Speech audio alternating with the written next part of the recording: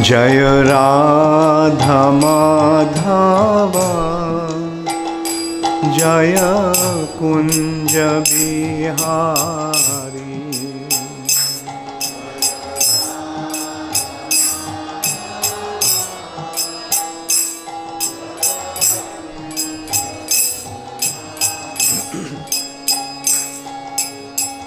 गोपीजन वल्लभ गिरिवरधारी।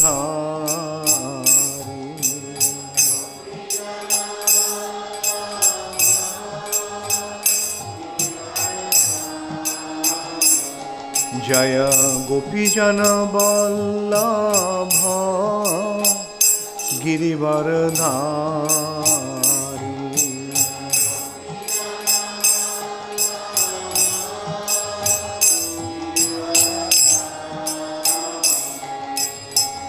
यशोदानंदन व्रज जनरंजन।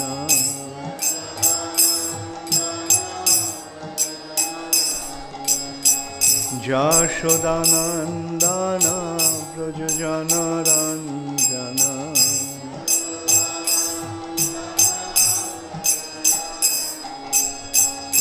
जमुना तीर वनचारी।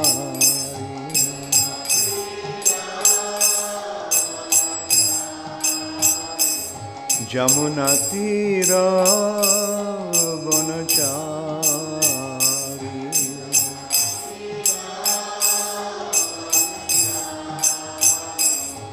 जय राधा माधव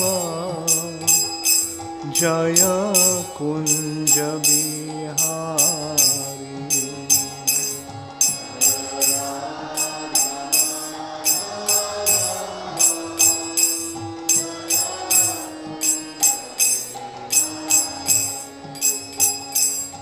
जय राधा माधव जय कुंज बिहारी।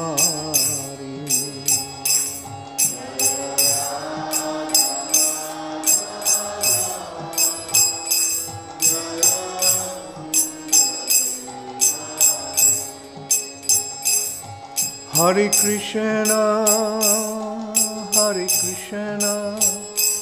कृष्ण कृष्ण हरे हरे, हरे राम राम राम हरे हरे।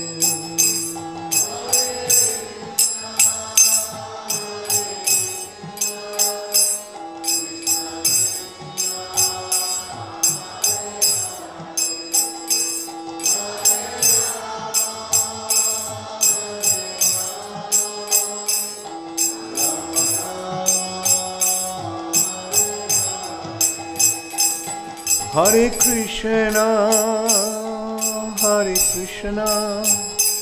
कृष्ण कृष्ण हरे हरे, हरे राम राम राम हरे हरे।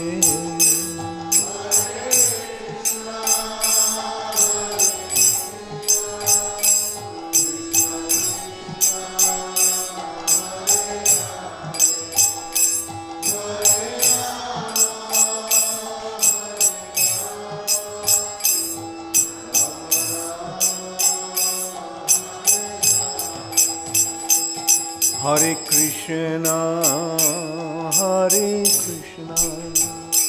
कृष्ण कृष्ण हरे हरे, हरे Ram Ram Ram Hare Hare.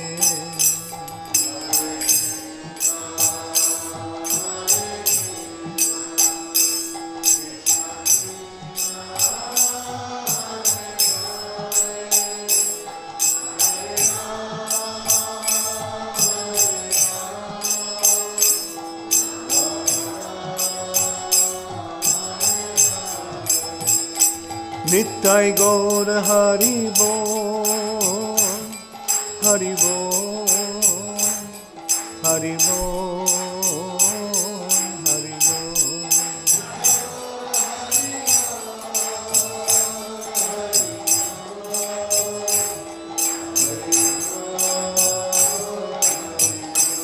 Jaya Jaya Prabhupada, Prabhupada, Prabhupada, Prabhupada.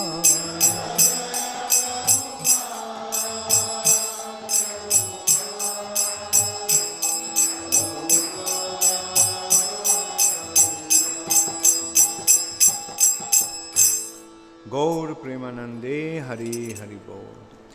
Namo Vishnupadaya Krishna Prishtaya Bhutale Srimate Bhaktivedanta Swami Niti Namine Namaste Saraswati Deve Gauravani Pracharine Nirvishesha Shunnavadi Paschata Dashatarine Srila Prabhupada Ki Jai. Om Namo Bhagavate Vasudevaya. Om Namo Bhagavate Vasudevaya.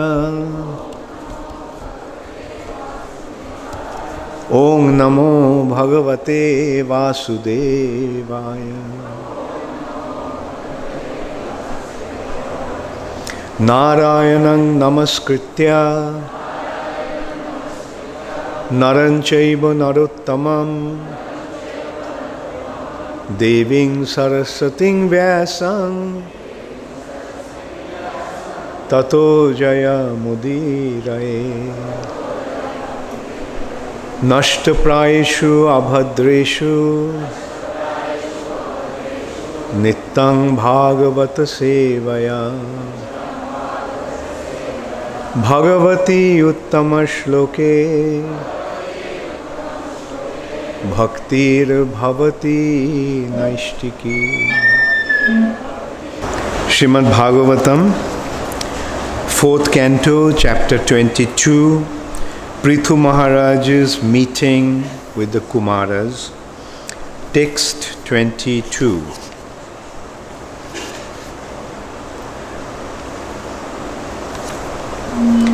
Sa Shraddhaya Bhagavad Dharma Charjaya Jiggasayadhatmika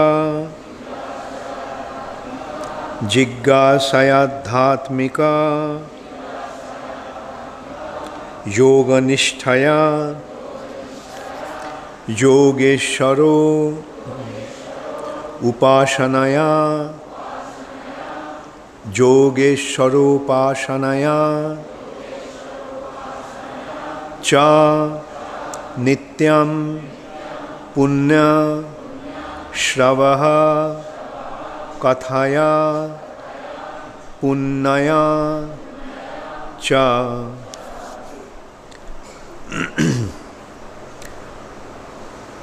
Sa Shraddhaya Bhagavad Dharma Charjaya Jiggasadhatmika Yoganisthaya Jiggasayadhatmika Yoganisthaya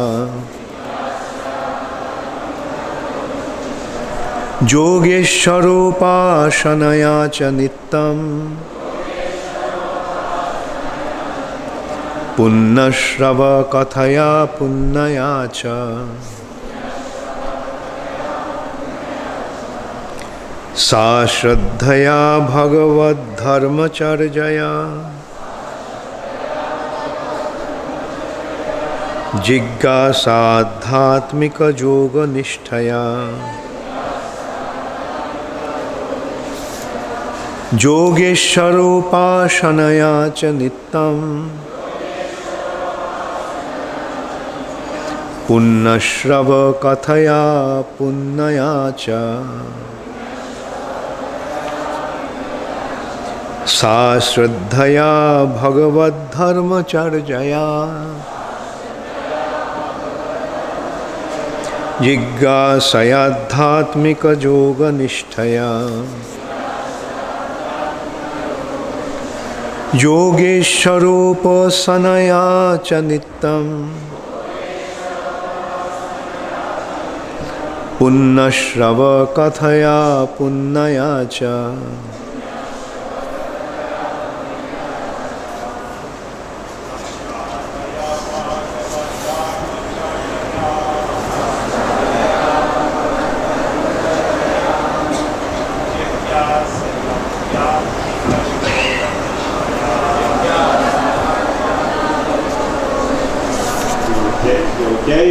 योगेश्वरोपासनया च नित्यम् पुण्याश्रवकथया पुण्यया च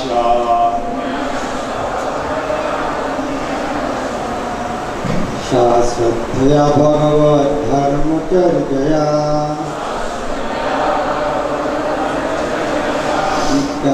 आध्यात्मिकयोगनिष्ठया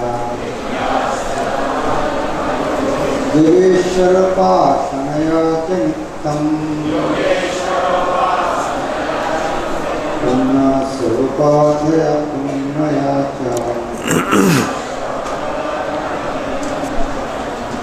Sa, that devotional service, Shraddhaya, by faith and conviction, Bhagavad Dharma, devotional service, Charjaya, by discussion, Jigyasaya, by inquiry, Adhyatmika, spiritual, Yoga Nishtaya, by conviction in spiritual understanding, Yoga Ishvara, the Supreme Personality of Godhead, Upasanaya, by worship of Him, Cha, and Nittam, regularly, Punnashravaha, by hearing which, Kathaya, by discussion, Punnaya, by pious, Cha, also. Translation by His Divine Grace Srila Prabhupada. Attachment for the Supreme can be increased by practicing devotional service, inquiring about the Supreme Personality of Godhead, applying Bhakti Yoga in life, worshipping the Yogeshwar, the Supreme Personality of Godhead, and by hearing and chanting about the glories of the Supreme Personality of Godhead. These actions are pious in themselves. Please repeat after me. Attachment for the Supreme can be increased by practicing devotional service, inquiring about the Supreme Personality of Godhead, applying Bhakti Yoga in life, worshipping the Yogeshwar, the Supreme Personality of Godhead, and by hearing and chanting about the glories of the Supreme Personality of Godhead. These actions are pious in themselves. Purport by Srila Prabhupada. The word Yogeshwara is applicable in both the Supreme Personality of Godhead Krishna and his devotee also. In Bhagavad Gita, this word occurs in two places. In the 18th chapter, 1878, Krishna is described as the Supreme Personality of Godhead, Hari, who is the master of all mystic power, Jatra Yogeshwara Krishna. Yogeshwara also is described at the end of the 6th chapter, Same Yukta Tamo Mata. This Yukta Tama indicates the topmost of all yogis, the devotees, who can also be called Yogeshwara. In this verse, Yogeshwara Upasana means to render service to a pure devotee. Thus, Narottam Das Thakur says, Chhariya Vaishnava Sheva Nistar Peyeche Keva. Without serving a pure devotee, one cannot advance in spiritual life. Prahlad Maharaj also has said, Naisham matis tavad urukramangrim sprishat anarthopagamo jad arthaha mahi asham pado rajobhishekam nishkinchananam na brinita javat. One should take shelter of a pure devotee who has nothing to do with this material world but is simply engaged in devotional service. By serving him only, one can transcend the qualitative material condition. In this verse, it is recommended Yogeshwara Upashanaya, that one serve the lotus feet of the topmost yogi or the devotee. To serve the topmost devotee means to hear from him about the glories of the Supreme Personality of Godhead. To hear the glories of the Supreme Personality of Godhead from the mouth of a pure devotee is to acquire a pious life. In Bhagavad Gita 7:28, it is also said that without being pious, one cannot engage in devotional service. Jesham tantagatam papam jananang punna karmanam te danda moha nirmukta bhajanti mam drihabrata. To become fixed in devotional service, one has to become completely cleansed from the contamination of the material modes of nature.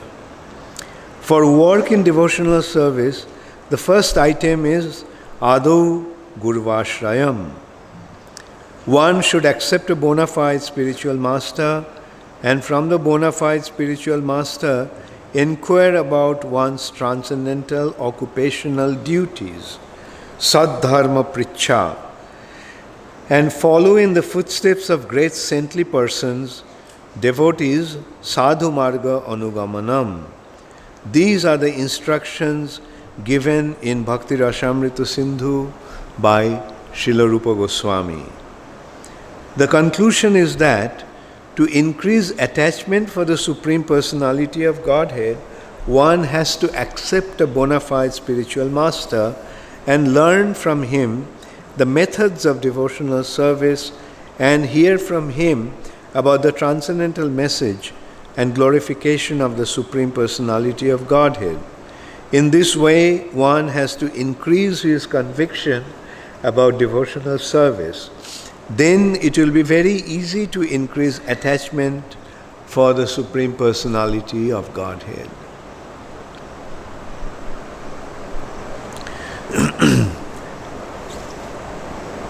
So, I'll just read the verse again. Sa Sraddhaya Bhagavad Dharma Charjaya Jiggasaya Dhatmika Yoga Nishtaya Yogeshwaropasanaya cha nittam punnashrava kathaya punnaya cha.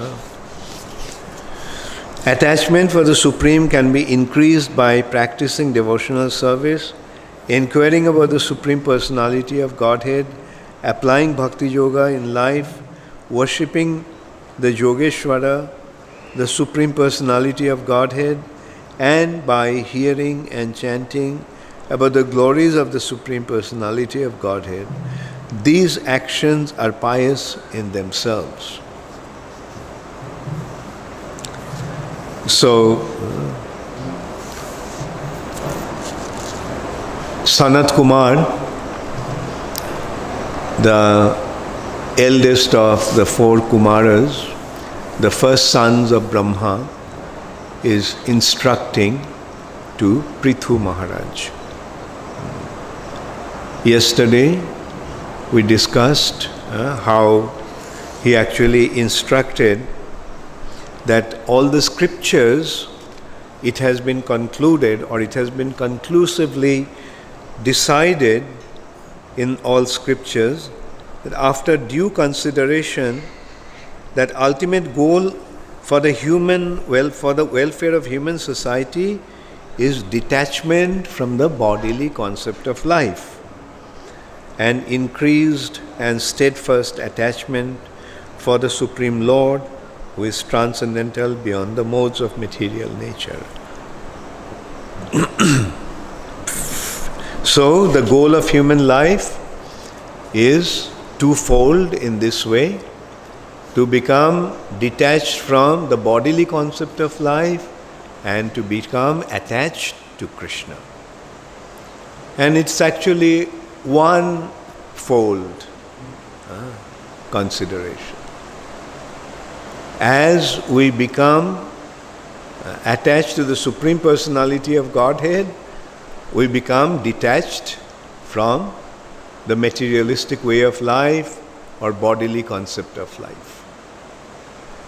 On the other hand, also we can see that as we become attached to the bodily concept of life, we become detached from the Supreme Personality of Godhead. Today, most of us become detached from Krishna. We have forgotten Krishna because we have become obsessed with our bodily concept of life. We are considering that the body is the self. We are identifying ourselves with the body, and as a result of that, we are thinking that this material nature is the place of enjoyment. And the goal of life is to enjoy in this material nature. And this enjoyment becomes ultimately attachment to three things: dhanam, janam, and sundarim. Material attachment leads to attachment to wealth, attachment to name and fame, and attachment to beautiful women. So, these are the pitfalls of our spiritual progress. So now in this verse, Sanat Kumar is instructing how to develop attachment to the Supreme Personality of Godhead. How to develop our attachment to Krishna. And he is giving us the process, the formula, how to become attached to Krishna. And the first thing he says is through devotional service. To practice devotional service. Practice devotional service. That is Vaidhi Bhakti. In the scriptures, instructions have been given how to render devotional service to Krishna. So at the initial stage, we practice that process. And this process ultimately boils down to 9 activities. Therefore it's called Nabadha Bhakti, 9-fold devotional service, which begins with Shravanam, Kirtanam, Vishnu. So these two are the most important factors: hearing and chanting. Hearing and chanting. And then he is saying, inquiring about the Supreme Personality of Godhead.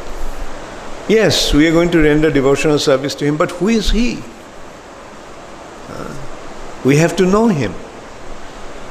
And that knowing develops by hearing about him, and the hearing becomes motivated by questions.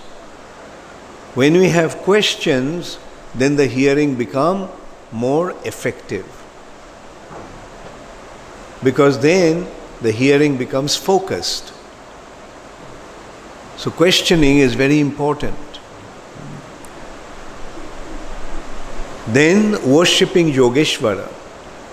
About worshipping Yogeshwara, Prabhupada is saying, worshipping Yogeshwara here means worshipping the pure devotees of the Lord. The pure devotees of the Lord are the givers of bhakti. Devotional service can be achieved only by the mercy of the pure devotees.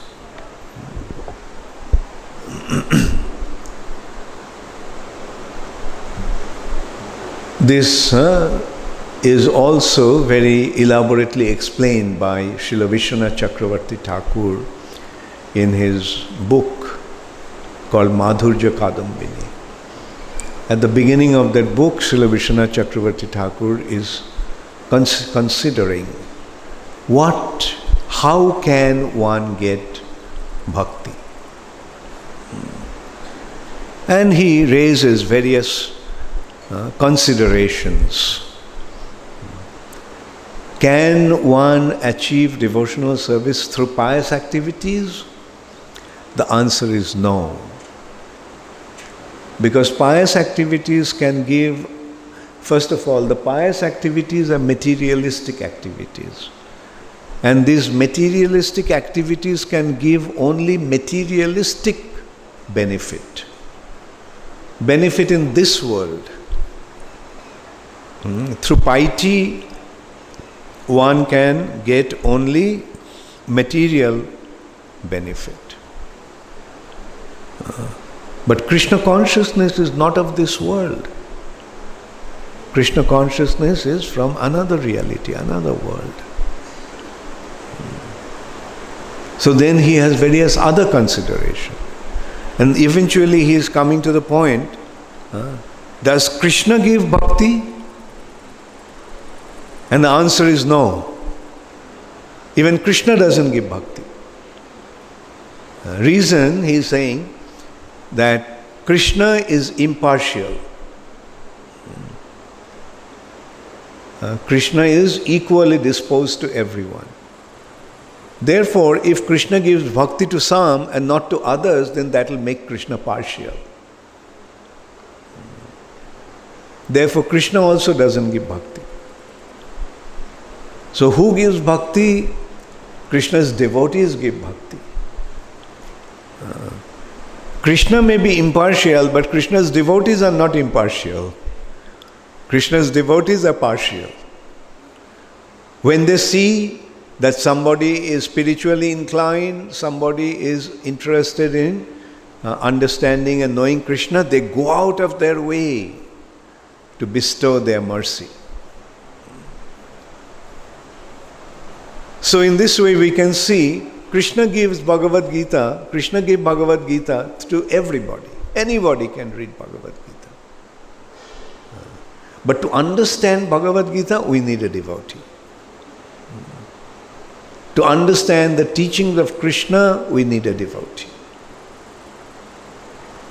And when we come across a devotee, what does the devotee say? Become active in Karma Kanda?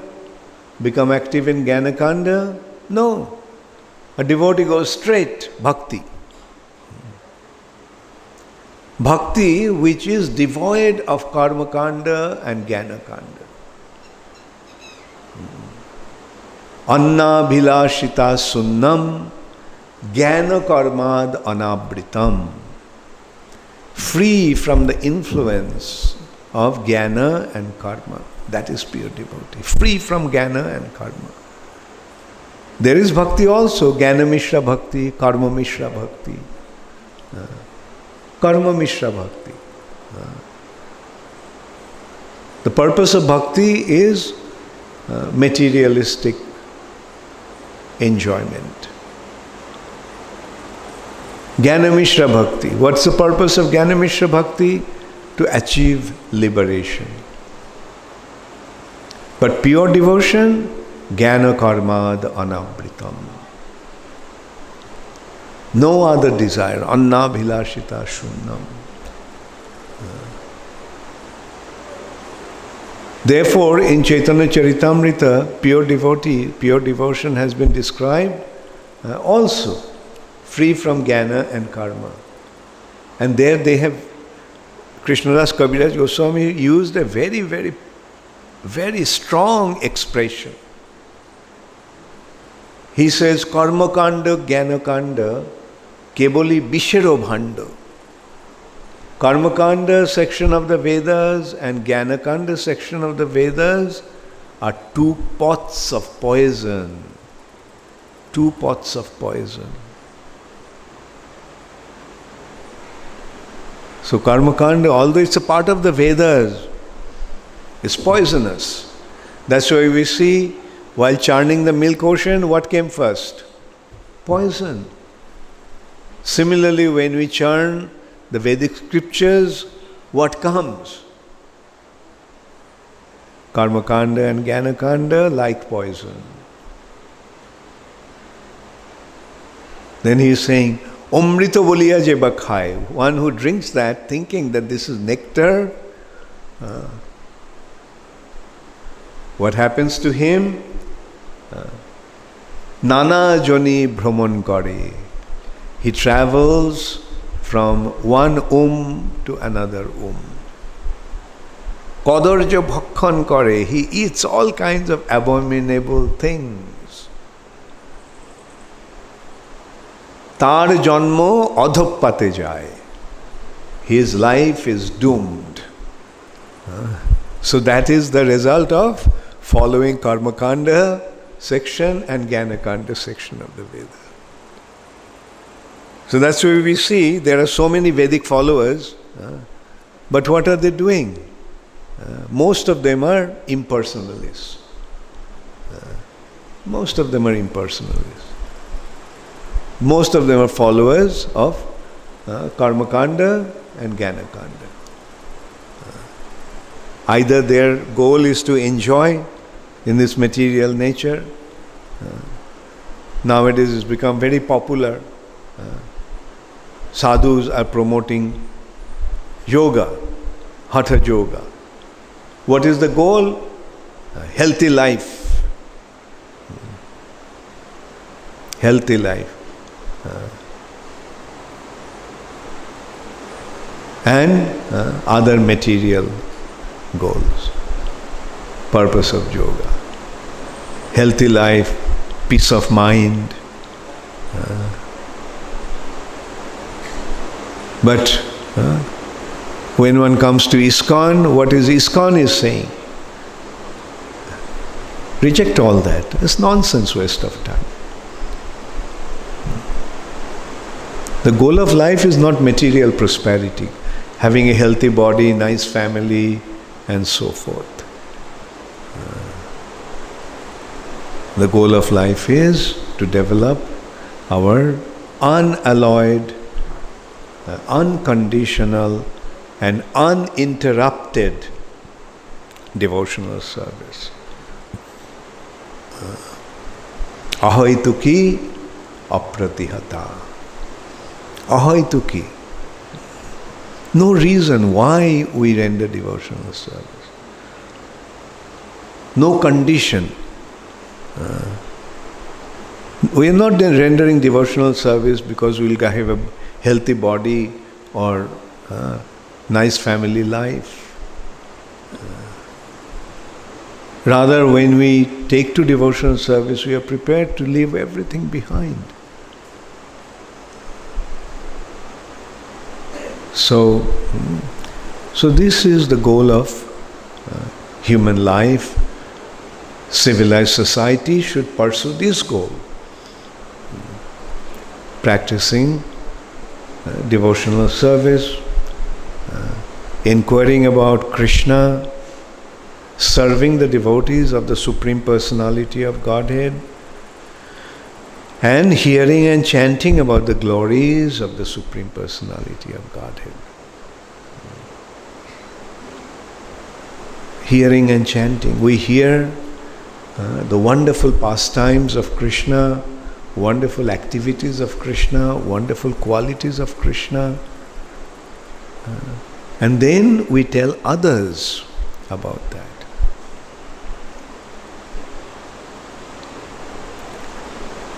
I notice that one of the good way of learning is by teaching.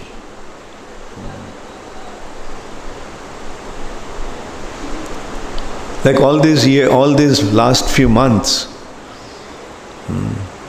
I hardly had time to read.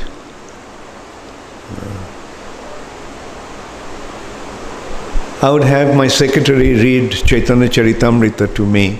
That was the only hearing that I had, or giving Bhagavatam classes, yeah.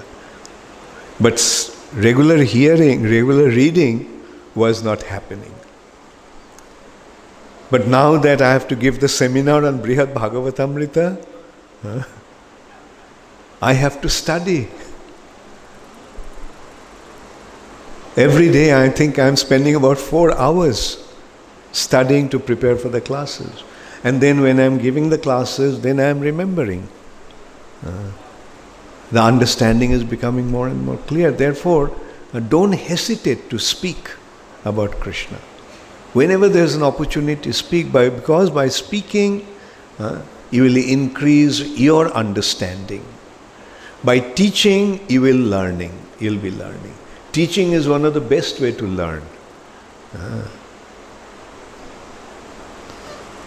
Teaching is one of the, like I noticed Gita Kirti Devi Dasi, she took it upon herself to teach her sons, memorize her sons Bhagavad Gita, different chapters. And in course of teaching them, she is memorizing.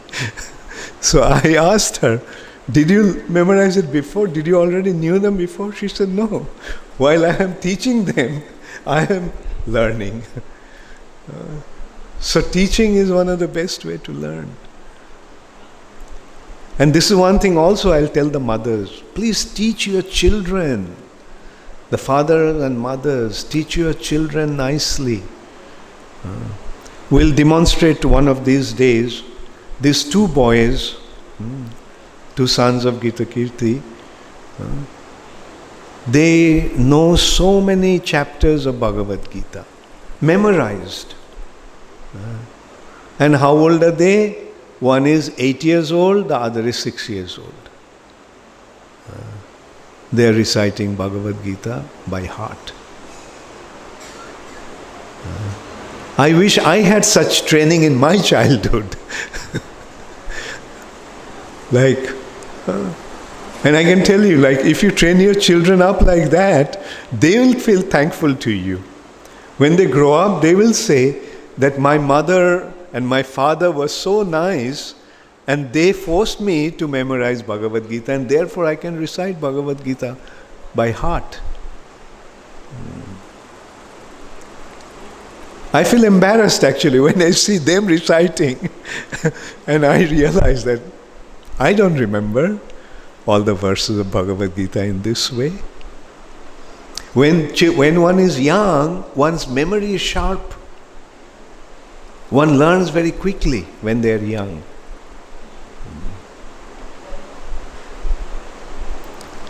Instead of learning Bhagavad Gita, when I was a child, I learned the poetries of Tagore, Rabindranath Tagore, and I remember them still now.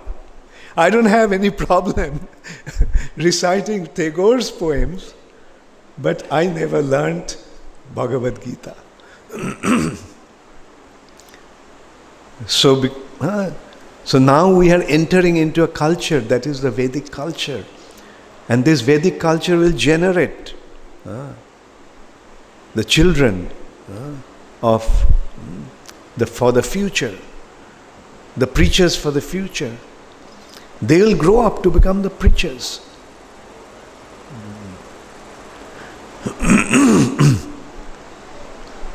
Our society, at least in the past everywhere, it was a mundane society. They all were materialistic. As children, we are fond of so many things. But they are all mundane things. As children, we are reciting poetry, but all mundane poetry. We are fond of music. I'm sure all of us used to be fond of music, and we learned so many songs. But now the culture is changing. It's up to us to change the culture. No mundane music, but bhajan. Let our children learn to sing bhajans. Let our children learn Bhagavad Gita instead of mundane poetries. Jack and Jill went up the hill. What's the use of all that? On the other hand, let's learn, let them learn. Dharma kshetre, kurukshetre, samaveta jujutsavaha. So, what we missed, let us give it to our children. Give that to our children. What we didn't find, didn't get, we naturally have a craving for that. We naturally wish that I had that. For example, I know a very rich man. He has many cars. Each car costs crores of rupees. And he has 6-7 such cars in his garage. So one day I asked him, generally when I go there, I stay with him. So I asked him, why do you have so many cars? Because 1 or 2 cars is enough. And his answer was, when I was a child, I didn't have toys to play with. He didn't have toys to play with. Now he is actually feeling that he is compensating for that loss by having toys. And he considers that to be like toys. So let us also develop that attitude. What we didn't get in our childhood, let us give it to them, give that to our children.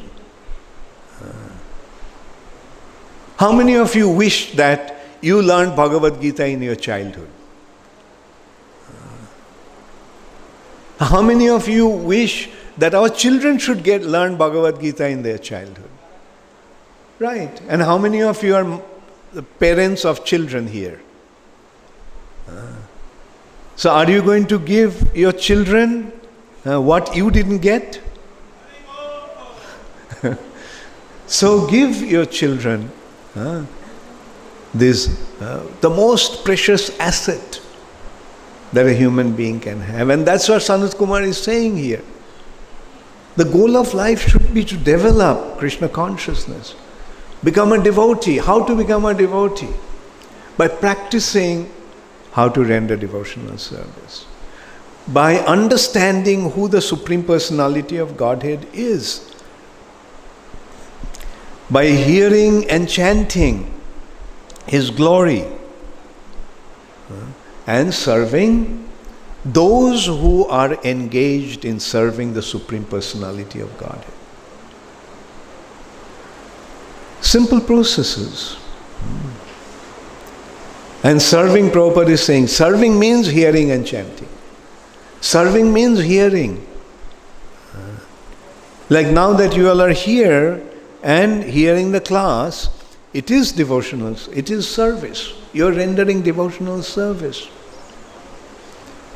Prabhupada also said that now that you are sitting in the Bhagavatam class, undergoing so many difficulties, you are performing austerities. This is real austerity. Like I saw yesterday, it was so hot here, but all of you sat through this heat without even moving from here.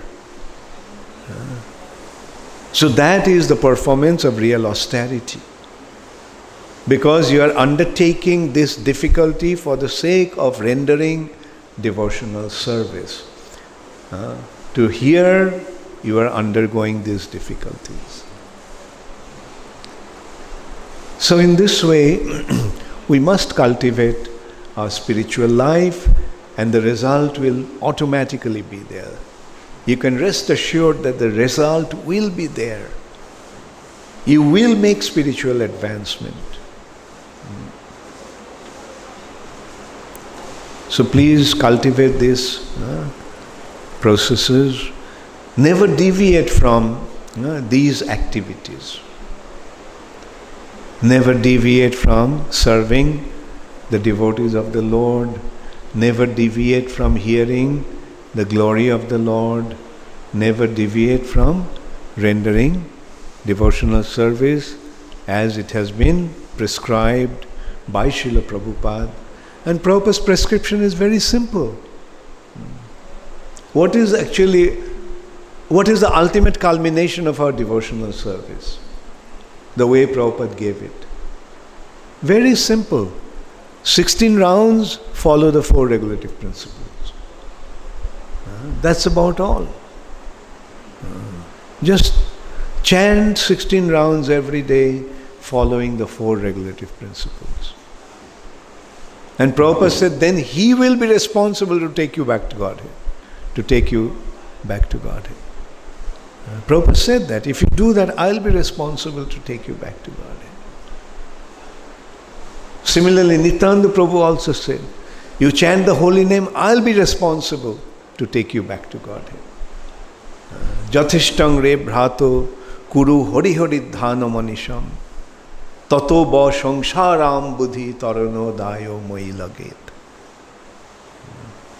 My dear brothers, just chant the holy name of the Lord.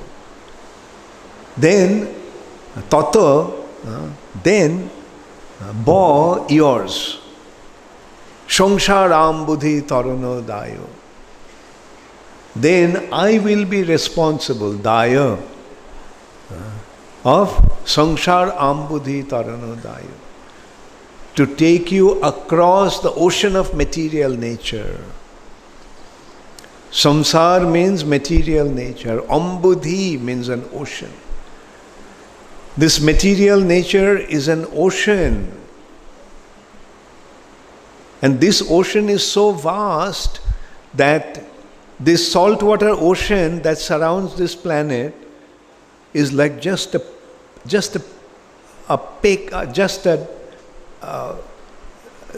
small little dot. That is how big is this ocean compared to the universe. Small little dot. Not even, I was about to say drop, but then I thought that no, it's not even a drop, it's just a dot.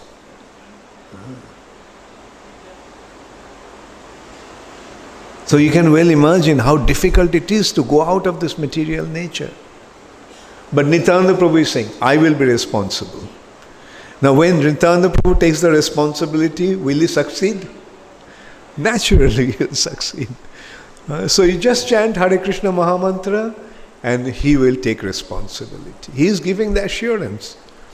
He is going out of his way and telling that. Sangsharam buddhi tarano dayo moi laget. I'll be responsible to take you across this material nature. So in Srimad Bhagavatam, we get the same instruction that you just become a devotee of the Lord and the rest will automatically happen. Thank you very much. All glories to Srila Prabhupada. Gaur Premanande Hari Hari Bol. Does anybody have any question?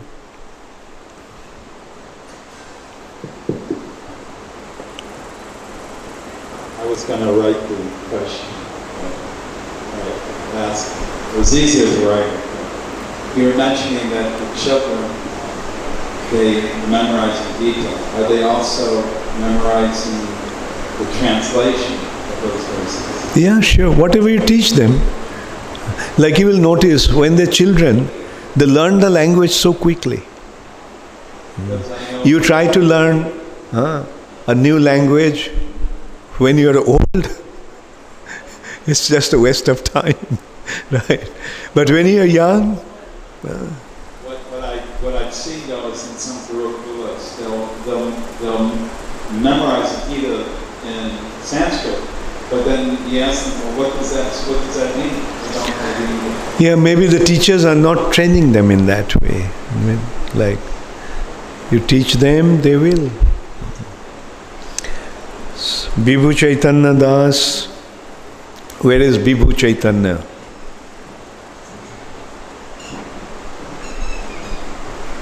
I don't see him. Oh, okay. Chanting more rounds to distribute more books. Is it fruitive chanting? Chanting more rounds to distribute more books. No, because fruitive is when the result is mundane. Then it is considered to be fruitive, or result is for our material benefit. But here, chanting is spiritual, distributing Prabhupada's book is spiritual. So if you want to chant to distribute more books, it is one spiritual activity for enhancing another spiritual activity. So it is not material. But if you are chanting to distribute more books to get some sort of a prize at the end of marathon, then yes, it is fruitive activity.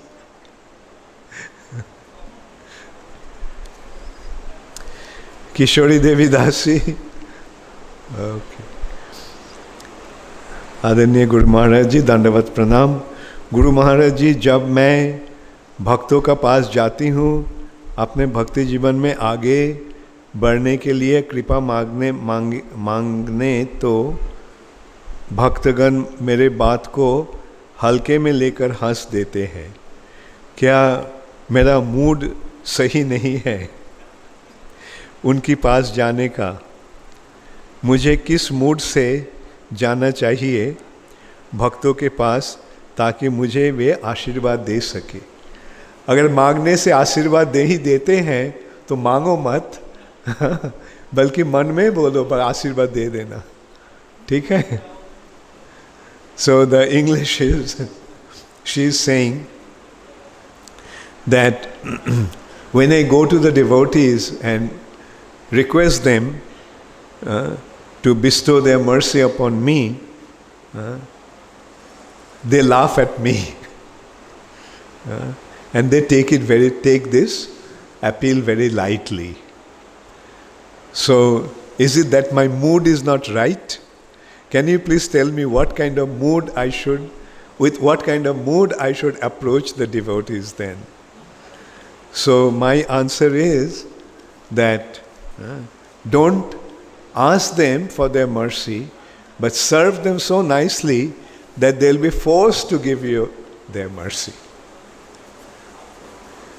And she makes very nice cakes, and she cooks very nice prasad, and she loves to feed the devotees, so she is already practicing the process in the perfect way. Thank you, Kishori. So, next one is from Ramapriya Das. Hare Krishna Guru Maharaj, Dandavat Pranam. What is the meaning of one's transcendental occupational duties? Transcendental occupational duty means devotional service. Where is Ramapriya Das? Ramapriya Das. Okay. समझा? जवाब मिला है? Transcendental occupational duty का मतलब है, transcendental मतलब आध्यात्मिक जगत का, राइट? ऑक्यूपेशनल ड्यूटी का मतलब है कर्तव्य। आध्यात्मिक कर्तव्य क्या है? भगवत भक्ति करना, ठीक है? So transcendental occupation means devotional service, bhakti.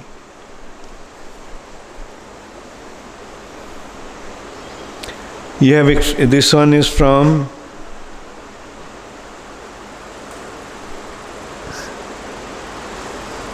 Narasimha. Whose question is this one? Okay. You have explained that pious activities do not help for developing bhakti.